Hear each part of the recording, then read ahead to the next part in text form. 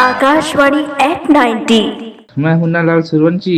आकाशवाणी के 90 वर्ष पूरा होना भारत की तकनीकी और सांस्कृतिक यात्रा का महत्वपूर्ण क्षण है। एक इंजीनियर के रूप में मुझे गर्व है कि यह संस्था शुरुआती शॉर्ट वेव और मीडियम वेव ट्रांसमीटर से आगे बढ़कर आज डिजिटल ब्रॉडकास्टिंग, एफएम और ऑनलाइन स्ट्रीमिंग तक पहुंच चुकी है।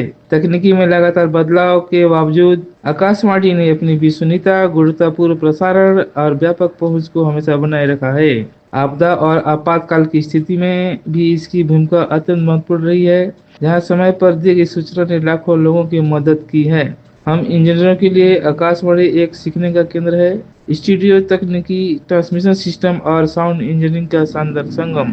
90 वर्ष की इस उपलब्धि पर मैं आकाशवाणी को बधाई देता हूं और विश्वास रखता हूं कि आने वाले दशक इस तकनीकी क्षमता को और ऊंचाइयों तक ले जाएंगे। धन्यवाद।